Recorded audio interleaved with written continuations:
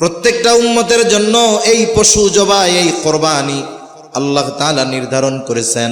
এই পৃথিবীতে আদম আলাইহিস সালাতু ওয়াস সালামের আগমন হয়েছে প্রথম। আদম আলাইহিস সালাতু ওয়াস সালামের সময় থেকে নিয়ে কোরবানির প্রচলন ছিল। যেই কোরবানির ঘটনা আল্লাহ তাআলা স্বয়ং কোরআনুল কারীমের মধ্যে নাজিল করেছে। হাদিসের মধ্যে আসছে নবীজি সাল্লাল্লাহু আলাইহি ওয়াসাল্লাম জিলহজ মাসের প্রথম 10 দিন রোজা রাখতেন। কোরবানির 10 তারিখ ছাড়া বাকি 9 দিন নবীজি রোজা রাখতেন। বিশেষ করে যারা হাজী সাহেব নয় তাদের জন্য এই সময় রোজা রাখাটা কঠিন নয়। আবার বিশেষ করে আরাফার দিনের রোজার কথা নবীজি সাল্লাল্লাহু আলাইহি ওয়াসাল্লাম বলেন, সিয়ামু ইয়াউমি আরাফা আহতাসিবু আলাল্লাহি আন ইউকাফফিরাস সানাতাল্লাতী ক্বাবলা ওয়াল্লাতী বাদা। নবীজি সাল্লাল্লাহু আলাইহি ওয়াসাল্লাম বলেন, আরাফার দিনের সিয়ামের ব্যাপারে আমি আল্লাহ তাআলার কাছে এই আশা পোষণ করি যে এই রোজার দ্বারা আল্লাহ তাআলা আগে পরের গুনাহগুলো মাফ করে দিবে।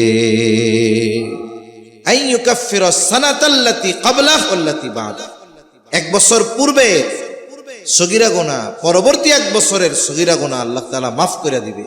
গুরুত্বপূর্ণ রোজা। হাদিসের মধ্যে আসছে হাফসা রাদিয়াল্লাহু তাআলা আনহা থেকে নবীজি সাল্লাল্লাহু আলাইহি ওয়াসাল্লাম জিলহজের এই সময়ের রোজাগুলো ত্যাগ করতেন না। তবে হাজী সাহেব যারা আরাফায় অবস্থান করবে তাদের জন্য ভিন্ন কথা।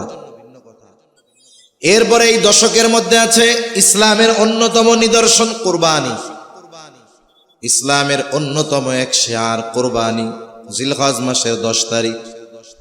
এটাও শর্ত সাপেক্ষে সামর্থ্য থাকার উপরে কোরবানি ওয়াজিব।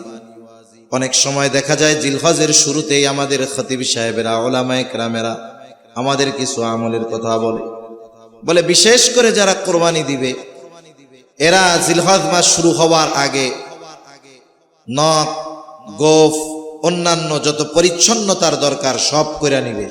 একবারে কোরবানি দেওয়ার আগ পর্যন্ত আর এগুলো কাটা বা ছোট করবে না। কোরবানি যারা দিবে তাদের জন্য বিশেষ করে, তবে কোরবানি যারা না দিবে তারাও করবে। এটাই ছিল নিয়ম। সাহাবায়ে কেরাম, তাবেঈন, তাবেঈন, সালফে সালেহিনদের আমল ছিল। কেন কোরবানি ওয়াজিব হয় কখন? বলে কোরবানির দিন সমূহে কারো কাছে যদি কোরবানি ওয়াজিব হওয়ার পরিমাণ সম্পদ থাকে, আমাদের বর্তমান বাজারের হিসাবে 90,000 টাকার মতো, তার ঋণ নাই, তার কাছে অতিরিক্ত এই সম্পদটা আছে, প্রয়োজনীয় আসবাব, এগুলো স্থাবর সম্পত্তি, এগুলো বাদ দিয়ে এখন 10 তারিখে কারো সামর্থ্য নাই, 11 তারিখেও তো হয়ে যেতে পারে, 11 তারিখে তার সামর্থ্য নাই, 12 তারিখেও তো তার সামর্থ্য হয়ে যেতে পারে কোরবানি দেওয়া। এজন্য কারো 10 তারিখে সামর্থ্য ছিল না, 11 তারিখে সেই 90,000 টাকার মালিক হয়ে গেছে। এখন তো তার উপরে কোরবানি ওয়াজিব। 11 তারিখ চলে গেছে, 12 তারিখে হয়ে গেছে, তাহলে তো তার উপরে কোরবানি ওয়াজিব হয়ে গেল। এজন্য জিলকাদ মাসের শেষে যে যার সামর্থ্য ছিল না, জিলহজ মাসে তার কোরবানি দেওয়ার মতো সামর্থ্য হতে পারে কি পারে না? পারে। এজন্য যারা ওই আমল করতেছে তো আলহামদুলিল্লাহ, এজন্য করা দরকার। তাহলে এই কোরবানি এটা জিলহজ মাসে অন্যতম এক শিআর, ইসলামের অন্যতম এক নিদর্শন। আর এই কোরবানি শুধু উম্মতে মুহাম্মাদির জন্য নয়, অতীতের সব উম্মতের উপরে কোরবানি ছিল, তবে সিস্টেম ভিন্ন ছিল। করবুন শব্দ থেকে আসছে কোরবানি। অর্থ কি? বলে আল্লাহর নৈকট্য অর্জন করা। নৈকট্য অর্জন করা তার মানে কোরবানি পরিভাষায় ওটাকেই বলা যায় আল্লাহর নৈকট্য অর্জনে বান্দা যা করে ওটাই কোরবানি। হতে পারে পশু জবাই, কখনো হতে পারে অন্যান্য ইবাদতের মাধ্যমে, দান সদকার মাধ্যমে, নামাজের মাধ্যমে, যে কোনো পদ্ধতিতে আল্লাহর নৈকট্য অর্জন করার প্রচেষ্টাই কোরবান। আমরা অনেক সময় বলি না, আমরা দ্বীনের জন্য জান মালের কোরবানি করব। জানের কোরবানি বলতে শ্রম বুঝি, মালের কোরবানি বলতে আমরা অর্থ বুঝি। তার মানে আল্লাহর নৈকট্য অর্জনে মানুষ যেই ত্যাগ স্বীকার করে, সেটা অর্থনৈতিক হোক, শারীরিক হোক, অন্য কোনো কিছু হোক, এগুলো কোরবানি। তবে পরিভাষায় কোরবানি বলতে আমরা কি বুঝি? আল্লাহর নৈকট্য অর্জনে নির্দিষ্ট দিনে নির্দিষ্ট পশু নির্দিষ্ট ব্যক্তির থেকে আল্লাহর জন্য জবাই করাকে আমরা কোরবানি বলে অভিহিত করি। এটা পরিভাষায় আমরা কোরবানি বুঝি। এই কোরবানি শুধু উম্মতে মুহাম্মাদির জন্য নয়, বলে অতীতেও সব নবীর উম্মতের জন্য এই কোরবানি ছিল। আল্লাহ তাআলা সেই জন্য কোরআনুল কারীমের মধ্যে বলেন, লিকুল্লি উম্মাতিন জাআলনা মানসাকাল লিয়াযকুরু ইসমাল্লাহি আলা মা রাযাকাহুম মিন বাহিমাতিল আনআম। আল্লাহ রাব্বুল আলামিন বলেন, লিকুল্লি উম্মাতিন জাআলনা মানসাকান, প্রত্যেকটা উম্মতের জন্য এই পশু জবাই, এই কোরবানি আল্লাহ তাআলা নির্ধারণ করেছেন। এই পৃথিবীতে আদম আলাইহিস সালাতু ওয়াস সালামের আগমন হয়েছে প্রথম। আদম আলাইহিস সালাতু ওয়াস সালামের সময় থেকে নিয়ে কোরবানির প্রচলন ছিল। যেই কোরবানির ঘটনা আল্লাহ তাআলা স্বয়ং কোরআনুল কারীমের মধ্যে নাজিল করেছে। আদম আলাইহিস সালাতু ওয়াস সালামের সন্তানদের মধ্য থেকে সর্বপ্রথম কোরবানির প্রচলন ঘটে। লম্বা ঘটনা, আমি শুধু মূল বিষয়টা বলতে চাচ্ছি যে সিস্টেমটা কি ছিল। কোরবানি ছিল, তবে সিস্টেমের কিছু পরিবর্তন ছিল। আদম আলাইহিস সালাতু ওয়াস সালামের শরীয়তে একটা নিয়ম ছিল যে সন্তান হইতো জোড়ায় জোড়ায়, সন্তান জোড়ায় জোড়ায় হইতো, ছেলে মেয়ে এক জোড়া হইতো, ছেলে মেয়ে এক জোড়া হইতো। এক জোড়ার ছেলে মেয়ে সহোদর ভাই বোন হিসাবে অভিহিত হতো। বিবাহের ক্ষেত্রে অপর জোড়ার ছেলের সাথে মেয়ের, মেয়ের সাথে ছেলের বিবাহ হইতো। তার মানে এক জোড়ায় যারা জন্ম নিছে এদের একের সাথে অপরের বিবাহ হারাম ছিল, নিষিদ্ধ ছিল। আদম আলাইহিস সালামের সন্তান একজন হাবিল আর একজন কাবিল। হাবিলের জোড়ায় যেই বোন বলে সেটা হইছে সুন্দর, কাবিলের জোড়ায় যেই বোন সেটা দেখতে হইছে সুন্দর, আর হাবিলের জোড়ায় যেই বোন সেটা দেখতে হইছে কালো। এখন যদি পাল্টা পাল্টি করে বিবাহ হয় তাহলে কালো মেয়েটা পড়ে কাবিলের সাথে বিবাহ, আর হাবিলের সাথে পড়ে কাবিলের বোন, এটা সুন্দর দেখতে। কিন্তু কাবিল আল্লাহ তাআলার এই আদেশ অমান্য করে সে তার যেই সহোদর বোন তাকে বিবাহ করার জন্য দৃঢ় প্রতিজ্ঞাবদ্ধ হইল। সে বিবাহ করবেই। আদম আলাইহিস সালাতু ওয়াস সালাম আল্লাহ তাআলার থেকে সিদ্ধান্ত ফয়সালা থাকার পরেও আদম আলাইহিস সালাম উভয়কে কোরবানি করার নির্দেশ দিলেন। প্রথম প্রশ্ন, শরীয়তে যেই বিষয়টা সুনির্দিষ্টভাবে সমাধান দেওয়া হয়েছে এই বিষয়ের জন্য আদম আলাইহিস সালাম কোরবানি করতে বললেন কেন? আদম আলাইহিস সালাম আল্লাহর পয়গম্বর, উনি সুনিশ্চিত যে এই বিষয় নিয়ে যদি কোরবানি করাও হয় তাহলে কাবিলের কোরবানি আল্লাহ তাআলা কখনোই কবুল করবে না, কারণ সে কোরবানি করতেছে অসৎ উদ্দেশ্যে, আল্লাহর সন্তুষ্টির জন্য নয়। এই ঘটনা আল্লাহ তাআলা কোরআনে বর্ণনা করেছেন। আল্লাহ তাআলা বলেন, ওয়াতলু আলাইহিম নাবা আবনাই আদম বিল হক ইয ক্বাররাবা কুরবানান ফাতুকবিলা মিন আহাদিহিমা ولم يتقبل من الآخر قال لأقتلنك قال إنما يتقبل الله من المتقين। আল্লাহ রাব্বুল আলামিন বলেন, ওয়াতলু আলাইহিম নাবা আবনাই আদম বিল হক, আপনি যথাযথভাবে আদম আলাইহিস সালামের সন্তানদের এই ঘটনা বর্ণনা করেন। ইয ক্বাররাবা কুরবানান, এরা দুইজন আল্লাহর নৈকট্য হাসিলের জন্য কোরবানি করলো। কি কোরবানি করলো? বলে কাবিল সে কৃষি কাজ করত, সে তার ফসল সমূহের মধ্য থেকে বাছাই করে করে নিকৃষ্ট কিছু ফসল আল্লাহর জন্য কোরবানি করার ইচ্ছা পোষণ করলো। আর হাবিল দুম্বা লালন পালন করত, সে তার দুম্বাগুলো থেকে সর্ব উৎকৃষ্ট সবচাইতে যেটা উত্তম সেটাকে আল্লাহর জন্য কোরবানি করার জন্য ইচ্ছা পোষণ করলো। তৎকালীন সময়ের কোরবানির পদ্ধতি ছিল আল্লাহর জন্য যেই বস্তু কোরবানি করা হবে সেটার মধ্যে বান্দার কোনো হক থাকবে না। নির্দিষ্ট স্থানে কোরবানির বস্তু পশু যা হোক রেখে আসা হবে। যার কোরবানি কবুল হবে আসমান থেকে আগুন এসে তার কোরবানির ওই বস্তুকে পুড়িয়ে ছাই করে দিবে।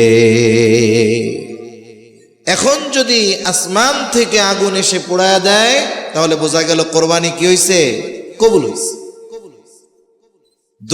দুইজনের কোরবানির বস্তু রাইখা আসছে।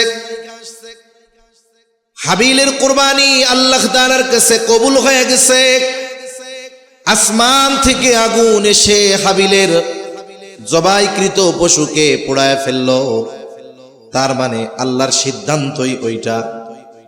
কিন্তু কি হলো? কাবিল তার ইচ্ছার উপরে অনড়, সে আল্লাহর ইচ্ছা মেনে নিতে রাজি নয়। আল্লাহ তাআলা বলেন, ফাতুকুব্বিলা মিন আহাদিহিমা ওয়া লাম ইউতাকাব্বাল মিনাল আখার। একজনের কোরবানি আল্লাহ কবুল করলেন, অপরজনেরটা আল্লাহ কবুল করলেন না।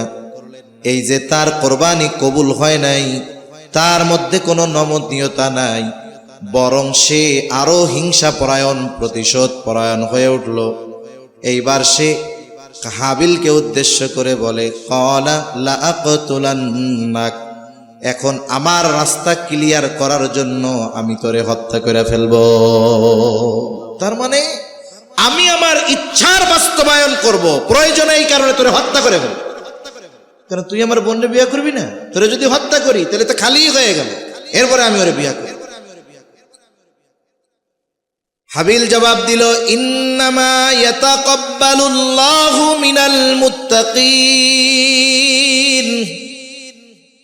আল্লাহ রাব্বুল আলামিন মুত্তাকিনদেরটাই কবুল করেন। এখন আসেন আমরাও কোরবানি করি। আমাদের কোরবানির পশুগুলাকে আসমান থেকে আগুন আইসা পোড়ায়া দেয় না। আমাদের পশুগুলাকে আসমান থেকে আগুন আইসা পোড়ায়া দেয় না। তবে আল্লাহ তাআলা এই কথা জানায়া দেন, লা ইয়ানালাল্লাহা লুহুমুহা ওয়ালা দিমাউহা ওয়ালাকিন ইয়ানালুহুত তাকওয়া মিনকুম।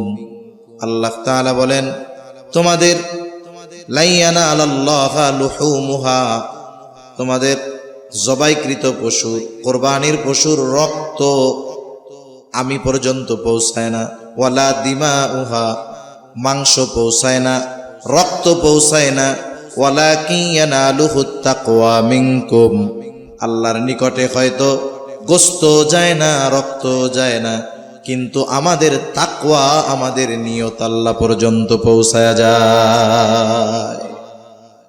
উম্মতে মুহাম্মাদির একটা সম্মান। যদি এমন নিয়ম হইতো যে যেই পশু কোরবানি দিছে, কোরবানির পশু জবাইয়ের পরে যদি এক পশুতে 7 জন দেয়, কেউ যদি একজন একা দেয়, প্রত্যেকে তার কোরবানির বস্তুর পাশে দাঁড়ায় থাকবে। কারটা কবুল হয়েছে আসমান থেকে মেসেজ আসবে। তাইলে আমার মনে হয় আমার কোরবানিটাও কবুল হইতো কিনা আল্লাহই ভালো জানে। তা উম্মতে মুহাম্মাদির সুযোগ সুবিধা কি? কোরবানি কবুল হইল না হইল এটা তো আর কেউ দেখে না। আবার আসমান থেকে আগুন এসে পোড়ায়ও না, কমপক্ষে গোশত তো খাওয়া হয়। কি গণ? কমপক্ষে গোশত তো খাওয়া হয়। আল্লাহ তাআলাও মেহমান বানায়া দিছে যে কোরবানির দিনের পরের 3 দিন আল্লাহর মেহমান। যত বড় বুজুর্গ হোক, এই সময় রোজা রাখলে সওয়াব তো বহুদূর, গুনাহ হবে। আল্লাহ তার মেহমান বানায়া দিছে। এখন এই কোরবানি সব উম্মতের উপরে ছিল। কোরআনুল কারীমে যত নুসুক, পশু জবাইয়ের কোরবানির কথা আসছে, সব উদ্দেশ্য হাজীদেরকে নিয়ে। তবে 2টা আয়াতে এই বর্তমান হাজী ছাড়া যারা আমরা কোরবানি করি, আমাদের কোরবানির কথা আসছে। একটা হলো সূরা কাউসারে, আর একটা হলো সূরা আনআমের মধ্যে সম্ভবত। এই 2 জায়গায় আসছে এই কোরবানির কথা। তবে এই কোরবানির সিস্টেমটা কার থেকে আল্লাহ নিলেন? সিস্টেমটা আল্লাহ তাআলা নিয়েছেন খলিলুল্লাহ ইব্রাহিম আলাইহিস সালাতু ওয়াস সালামের থেকে। ইব্রাহিম আলাইহিস সালাম যখন স্বপ্নে দেখছে, 3 দিন কোন বর্ণিত আছে 3 দিন পর পর স্বপ্নে দেখছে সন্তানরে জবাই করতেছে। ইব্রাহিম আলাইহিস সালামকে যখন নমরুদ অগ্নিকুণ্ডের মধ্যে ফেলে দিল, আল্লাহ তাআলা তো নমরুদকে লজ্জিত করছে, অপমানিত করছে, ফালাইছিল পোড়ানোর জন্য, আল্লাহ ওইটাকে সুশীতল বাগানে পরিণত করছে। সুবহানাল্লাহ। এরপর ইব্রাহিম আলাইহিস সালাম ছিলেন ইরাকের বাবেলে, এই ঘটনা ঘটছে। হিজরত করে চলে আসছেন শামে, বাবা পর্যন্ত সন্তানের সাথে আসে নাই, কেউ নাই। একটা মানুষের বংশ এই দুনিয়ার মধ্যে জারি থাকার জন্য ছেলে সন্তানের দরকার। এজন্য ইব্রাহিম আলাইহিস সালাম যখন সিরিয়া, তিনি যখন ইরাক ছেড়ে শামের উদ্দেশ্যে হিজরত করেছেন, দোয়া করছে, রব্বি হাবলি মিনাস সালিহিন, আয় আল্লাহ আপনি আমার একটা নেককার সন্তান দেন। মুফাসসিরিন একরাম বলেন, এজন্য আল্লাহ তাআলার কাছে ছেলে সন্তান চাওয়া এটা ইব্রাহিম আলাইহিস সালামের সুন্নাহ, পয়গম্বর আলাইহিস সালামের আমল। তবে চাইছে ছেলে, দিছে মেয়ে, রাগ হওয়া যাবে না, কারণ ছেলে হোক মেয়ে হোক সব আল্লাহ তাআলাই দেন। ইয়াহাবু লিমান ইয়াশাউ ইনাসা ওয়া ইয়াহাবু লিমান ইয়াশাউ যুকুর আও ইউযাউযুহুম যুকরানা ওয়া ইনাসা ওয়া ইয়াজআলু মান ইয়াশাউ আকিমা। আল্লাহ যারে চান ছেলে দেন, যারে চান মেয়ে দেন, যাকে চান উভয়টাই দেন, আবার যাকে চান আল্লাহ কোনোটাই দেন না, বন্দা বানায় রাখেন। ইব্রাহিম আলাইহিস সালাম দোয়া করলেন, রব্বি হাবলি মিনাস সালিহিন, আয় আল্লাহ আমাকে একটা নেককার সন্তান দেন। আল্লাহ তাআলা বলেন, ফাবাশশারনাহু বিগুলামিন হালিম, আমি তাকে একজন সহনশীল সন্তানের সুসংবাদ দিলাম। ৮৬ বছর বয়সে, ৯০-এর কোঠায় বয়স, এই সময় আল্লাহ তাআলা ইব্রাহিম আলাইহিস সালামকে একটা সন্তান দিলেন। আবার কঠিন পরীক্ষা, সন্তান যখন দুগ্ধপোষ্য, তখনই আল্লাহ নির্দেশ দিলেন, আপনার কাছে রাখা চলবে না, ওই নির্জনে বাইতুল্লাহর কাছে রেখে যাওয়া লাগলো। ইব্রাহিম আলাইহিস সালাম মাঝে মধ্যে আসতেন, দেখা যাইতেন। এবার সন্তানটা একটু বড় হইছে। অনেক সময় অনেকের সন্তান জন্ম নেয় ২-৪-৬ মাস, ২-৪-১০ দিন, ২-৪-৩ মাস পরে মারা যায়। সন্তানের মৃত্যু প্রত্যেকটা পিতার জন্য, মাতার জন্য কষ্টের। কিন্তু যখন সন্তান পিতার সাথে পথ চলতে পারে, পিতার হাত ধরে চলতে পারে, বাজারে যেতে পারে, বারবার বাবা ডাকে, বিভিন্ন আবদার করে, ওই সময় সন্তানের প্রতি মায়া আরো বেশি জন্মায়।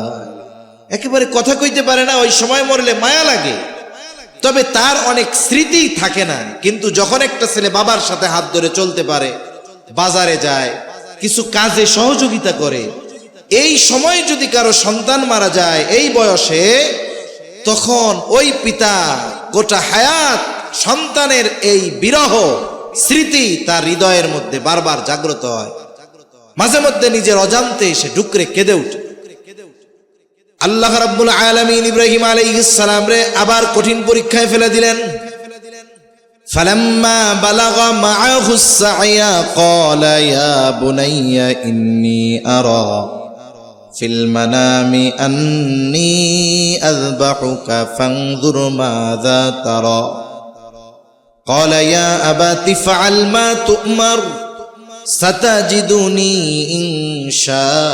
ইনশাআল্লাহু মিনাস সাবিরিন। যখন ইব্রাহিম আলাইহিস সালামের সাথে ইসমাইল আলাইহিস সালাম চলাচল করতে পারে এমন একটা বয়স হয়েছে, তার মানে মনে হয় ৮-১০ বছর বয়স এরকম হবে। এমন অবস্থায় যখন পৌঁছাইছে, পিতার সাথে চলতে পারে, ইব্রাহিম আলাইহিস সালাম স্বপ্নে দেখছে সন্তান এখনো বালক হয় নাই। এই সন্তানের কাছে আইসা পিতা তার স্বপ্নের কথা বলতেছে, ক্বালা ইয়া বুনাইয়া ইন্নী আরা ফিল মানাম আন্নী আযবাহুকা ফানজুর মাযা তারা।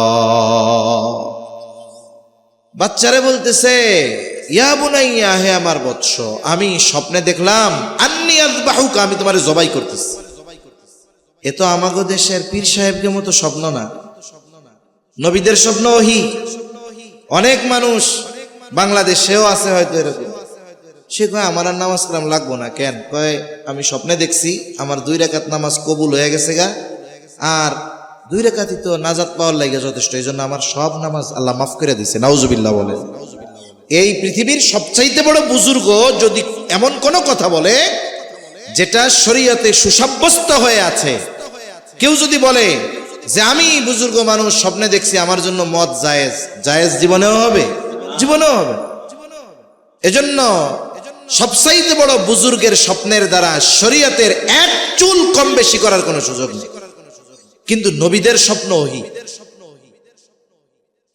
ইব্রাহিম আলাইহিস সালাম ঈসা বলতেছে, আন্নী আযবাহুকা ফানজুর মাযা তারা, আমি তো দেখছি স্বপ্নে তোমারে আমি জবাই করতেছি, এই ব্যাপারে তুমি কি বলো? যদি আল্লাহর নির্দেশই হয়ে থাকে যে ইসমাইল আলাইহিস সালাম রে জবাই করতে হবে, তাহলে ইব্রাহিম আলাইহিস সালাম কেন ইসমাইল আলাইহিস সালাম রে জিজ্ঞাসা করলেন? জিজ্ঞাসা করার উদ্দেশ্য এটা নয় যে সন্তান যদি রাজি হয় জবাই দিমু, রাজি না থাকলে জবাই দিমু না, এটা নয়। যেমন আল্লাহ তাআলা যখন মানুষ বানানোর ইচ্ছা করেছেন, ফেরেশতাদেরকে বলছেন যে আমি দুনিয়ায় আমার খলিফা পাঠাইতে চাই, বিষয়টা এটা নয় যে ফেরেশতারা যদি বলে হ্যাঁ আল্লাহ পাঠান, তাইলে আল্লাহ পাঠাবে, নিষেধ করলে পাঠাবে না, বিষয়টা এমন নয়। বরং তাদের মনোভাব কি এটা আল্লাহ যদিও জানেন, তারপরেও জানতে চায় ইব্রাহিম আলাইহিস সালাম আল্লাহ প্রদত্ত আদেশ বাস্তবায়ন করবেন, কিন্তু সন্তানের মনের অবস্থাটা তিনি জানতে চায় যে আমি তো আমার কাজ করবই, জোর করে হলেও করব, কিন্তু আমি আমার সন্তানরে বললাম আল্লাহ এটা নির্দেশ করছে, দেখি আমার সন্তানের মনোভাব কি। আল্লাহ রাব্বুল আলামিন জানায় দেন কি বলছে। সন্তানের সোজা সাপটা জবাব, ক্বালা ইয়া আবাতি ফাআল মা তুমার সাতাজিদুনি ইনশাআল্লাহু মিনাস সাবিরিন। সহনশীলতা এটা বেশ কিছু গুণের সমন্বয়, এর মধ্যে একটা হলো সবর। আল্লাহ তাআলা বলছিলেন যে আমি আপনারে এক সহনশীল সন্তানের সুসংবাদ দিলাম। এটা যে কত সহনশীল সন্তান, আল্লাহ তাআলার হুকুম মেনে নেওয়ার ক্ষেত্রে কতটা ধৈর্য ধারণকারী সন্তান, যে সন্তান নিজে বলতেছে হে আমার পিতা, ইয়া আবাতি ফাআল মা তুমার, আপনি আল্লাহর পক্ষ থেকে যা নির্দেশ প্রাপ্ত হয়েছেন আপনি সেটাই করেন, ইনশাআল্লাহ আপনি আমাকে ধৈর্যশীলদের অন্তর্ভুক্ত পাবেন। সুবহান। বাপ বেটা মিলে গেছে। এইবার জবাইয়ের জন্য সন্তানরে নিয়ে গেছে। লম্বা কথা, এমনটা হয় নাই এই জবাই দেওয়ার আদেশ শুধু পিতা মেনে নিছে এমনটা নয়, বরং সন্তানও আল্লাহ তাআলার জন্য জবাই হওয়ার জন্য প্রস্তুত হয়ে গেছে। এই জন্য আল্লাহ বলেন, ফালাম্মা আসলামা ওয়া তাল্লাহু লিল জাবিন, যখন দুইজনই আল্লাহর এই আদেশের কাছে আত্মসমর্পণ করলো, এ জবাইয়ের জন্য প্রস্তুত হয়ে গেল। অন্যদিকে সন্তানের চেহারা ঘুরায় দেওয়া হলো। সন্তানই না, তাফসীরের মধ্যে আসছে সন্তান নিজেই বলতেছে, পিতা আপনি আমার চেহারাটা জমিনের দিকে কাট কইরা দেন, উপর কইরা দেন।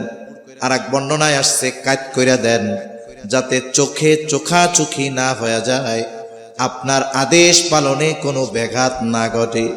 ইব্রাহিম আলাইহিস সালাম তাফসীরের মধ্যে আসছে জবাই শুরু করেছে, তবে আল্লাহ তাআলা তো তার খলিলকে আগুনের মধ্যে ফালানো হয়েছিল। তাফসীরের মধ্যে আসছে যে আগুনের কুণ্ডলী এত তাপ ছিল, 2 মাইল উপর দিয়ে যদি কোনো পাখি উড়ে যাইত, পাখি পুড়ে ওই নমরুদের অগ্নিকুণ্ডের মধ্যে পুড়ে যাইত। যেই আল্লাহ ওই অগ্নিকুণ্ডকে শান্তির বাগান বানায় দিতে পারে, ওই আল্লাহ ধারালো ছুরিকে কাটতে ব্যর্থ বানায় দিতে পারে কি পারে না? আল্লাহ তাআলা বলেন, ওয়ানাদাইনাহু আইয়া ইব্রাহিম قد صدقت الرؤيا إنا كذلك نجزي المحسنين إن هذا لهو البلاء المبين وفديناه بذبح عظيم।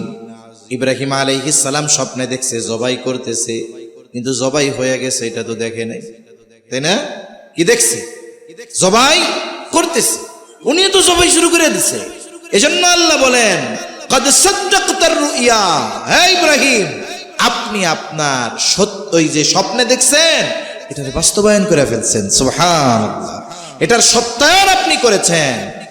আল্লাহ তাআলা এই যে ঘটনা, এটা এক নজিরবিহীন ইতিহাস, এটাকে স্মরণীয় করে রাখার জন্য আল্লাহ সুবহানাহু ওয়া তাআলা উম্মতে মুহাম্মাদি, যেমন ওই কোরবানি ইব্রাহিম আলাইহিস সালামের সুরির নিচ থেকে নিয়া সরায়া ইসমাইল আলাইহিস সালামকে ওই জায়গায় জান্নাতি দুম্বা আল্লাহ তাআলা দিয়ে দিছে।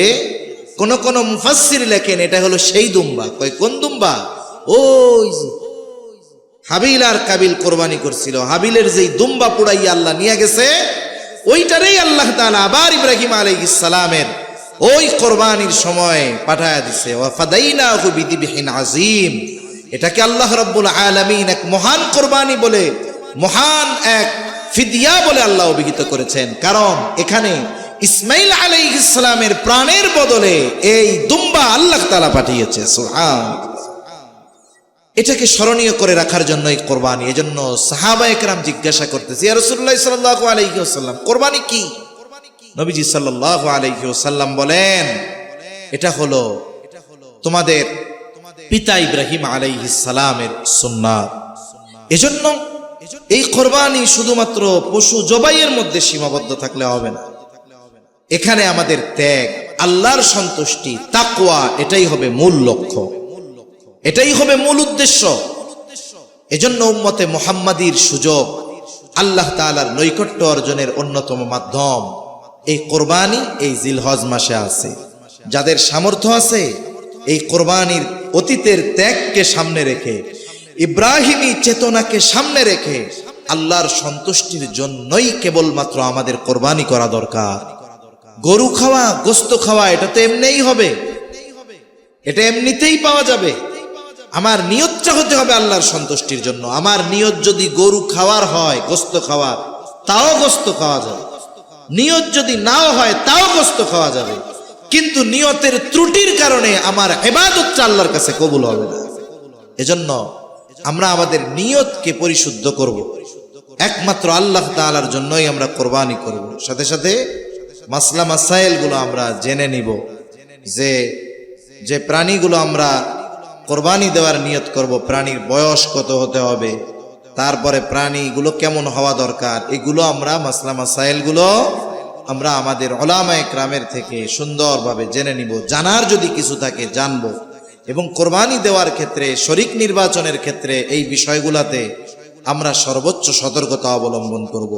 তা বিষয়টা হলো জিলহজ মাস, এটা সম্মানিত মাস সমূহের একটি মাস এবং হারাম মাস সমূহের মধ্যে সর্বশ্রেষ্ঠ মাস। এই মাস অনেকগুলো কারণে শ্রেষ্ঠ, এর মধ্যে অন্যতম একটি হলো এ মাসেই হজ।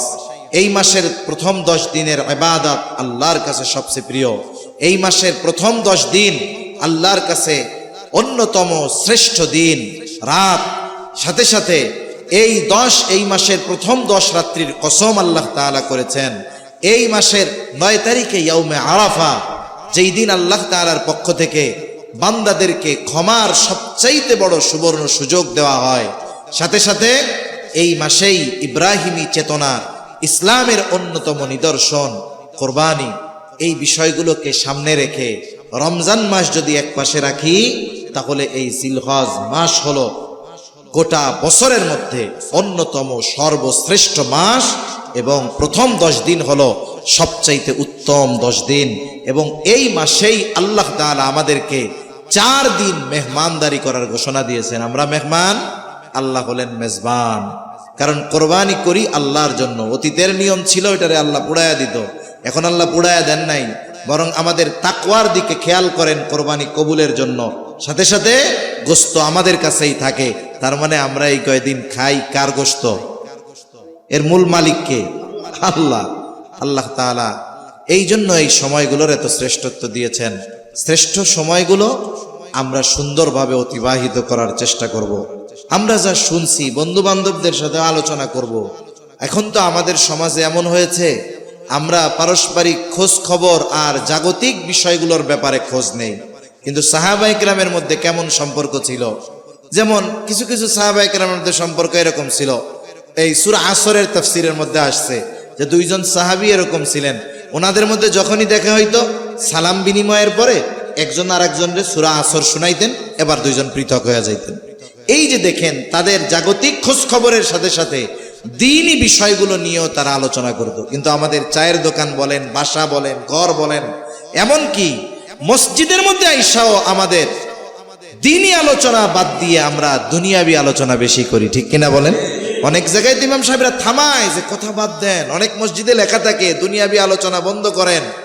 সেজন্য আমাদের পরিবর্তন হওয়া দরকার।